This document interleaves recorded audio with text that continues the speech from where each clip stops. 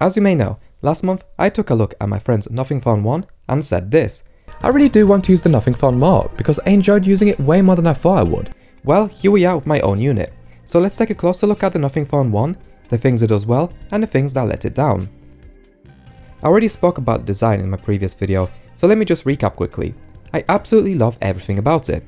Even looking past the glyphs for a moment, the shape of the phone is perfect in the hand. Yeah, it looks like an iPhone or a Galaxy S23, but they've done that in the best way possible. It's so comfortable to hold the Nothing Phone 1 in my hand with its rounded shape, and the screen is flat, so I don't have to use a plastic screen protector that loses its oleophobic coating and starts to bubble after a few months, like on my S23 Ultra. The screen size at 6.5 inches is perfect for my big hands, with me being able to comfortably get to the notification bar without readjusting my grip, and it fits slightly easier in my pocket too. And then moving on to the back, I'll reiterate what I said in my last video, which is that it's an absolute art piece, for depth, textures and different materials used throughout. I love the tiny Nothing logo, alongside the legal information, that looks industrial instead of being slapped on, like on Samsung's. Come on, even Apple knew to put that stuff somewhere less visible. But it's on full display here, because it just adds another part to that visually busy but aesthetically clean look. Jamie's unit was black, while mine is white, which I prefer much more. It's just beautiful. I mean, the whole visual identity with this channel is white, thanks to Mirror's Edge, and this phone feels straight out of that game.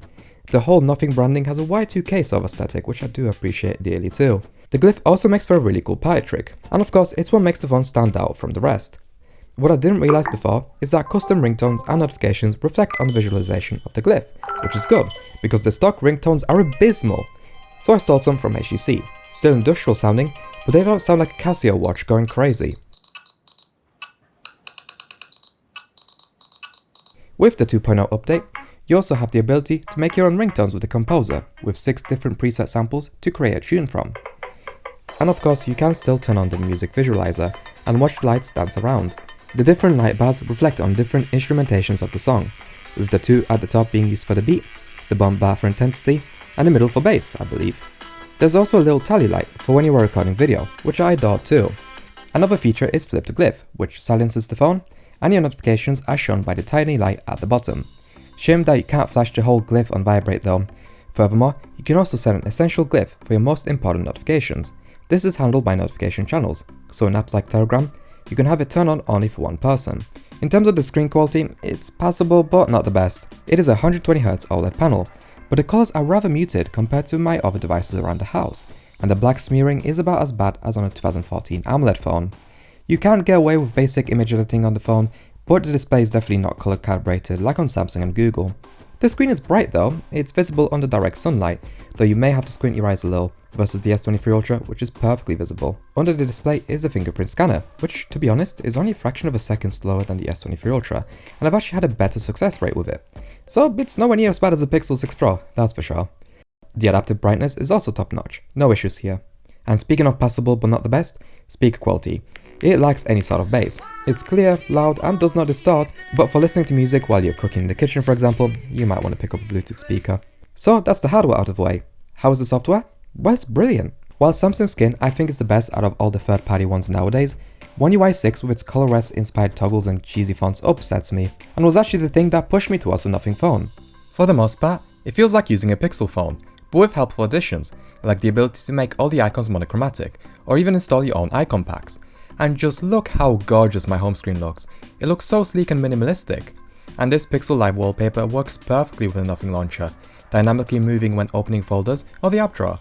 I find that the handling of notifications is better on stock Android too. The notifications are larger, and the toggles are massive, which in turn causes me to get less overwhelmed when looking at my notifications panel. They are also sorted by conversations first.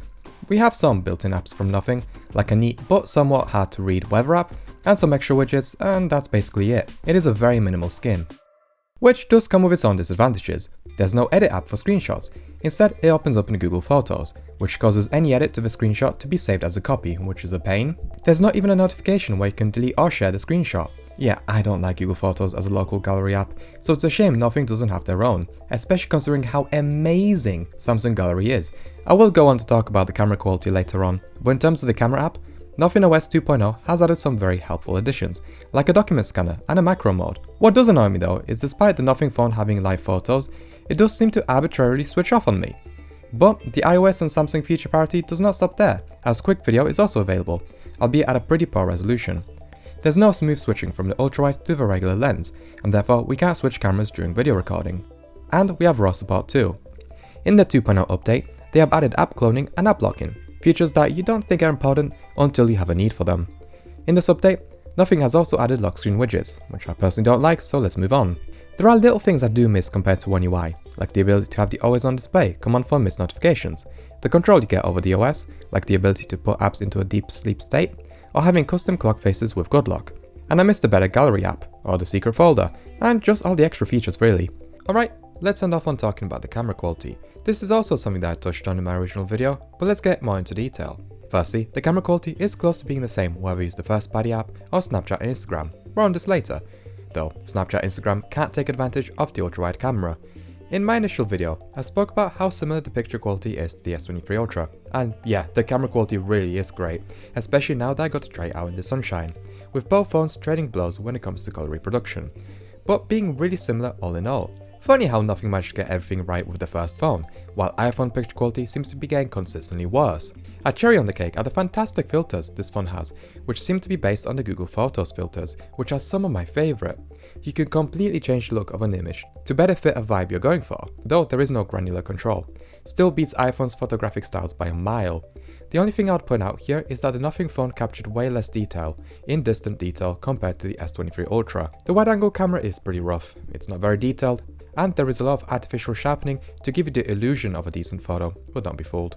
This lack of detail also translates to the macro close-ups done through the wide angle camera. When paired with the Glyph, you can light your close-up subject really nicely, though unlike something like the S23 Ultra camera, the minimum focusing distance is around 4 cm instead of 1, so you can't get close enough to where the Glyph would actually make the biggest difference. Video quality at 4K is also about as good as one can ask. Zooming in destroys picture quality, and there is no 4K 60fps, but otherwise the video quality is sharp. The portrait mode also works on non-human subjects, which is great to see. The high definition mode is anything but, it's actually a weird beauty mode that you can't tweak. The night mode also causes the images to have a weird sharpening effect that doesn't really help with making the image brighter, but generally the front facing pics are passable. They're not the best out there, but I have used worse front facing cameras. Back to night mode, the main shooter is actually rather decent at low light photography, creating a nice and bright image with not too much noise. I can't say the same about the ultrawide though, since if it struggles in a cloudy setting, it's not going to be very good at night, and it isn't, so let's move on. The S23 Ultra is better at night photography in every single way.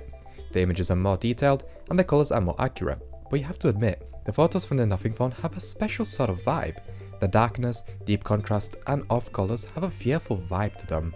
In terms of battery life, it's a 4500 mAh unit, and after work, I would end on about 10% less than on the S23 Ultra, leaving work at around 50 to 60% after a 9-hour day versus between 60 to 70% on the S23 Ultra. Also, I've had no issues with the Nothing phone when heating up, which after the Tensor disaster is good. The phone is very quick to charge, with an advertised 0 to 50% in half an hour. The phone also has very basic water and dust resistance with an IP53 rating, but I wouldn't take you into a shower, let alone drop it in a pool. Also, the vibration motor is strange, you hear it more than you feel it, and the way it sounds is like tapping on glass. It's not a bad thing, but it's a bit useless if the phone is in your pocket. So this video is extremely long already, so let's get to the conclusion. The Nothing Phone 1 is a fantastic phone, and it is shocking that it only costs £350, because it is very close to being a flagship, though it's not quite there, with its occasional stutters and apps being thrown out of memory, software that's still lacking features like a decent screenshot editor, or even being able to pause your screen recordings for example, and its average screen. But what is here is really solid, and I've enjoyed my time using this phone for the last week and a half. It feels great in the hand, it's a great talking piece, it looks amazing and fits into my pocket much better than the S23 Ultra. The software is also far more playful and friendlier than One UI, and it feels like a day-to-day companion than One UI's everything and the kitchen sink feature pack design. So let's leave it at that. Thank you so much for watching, and I'll see you for the next one.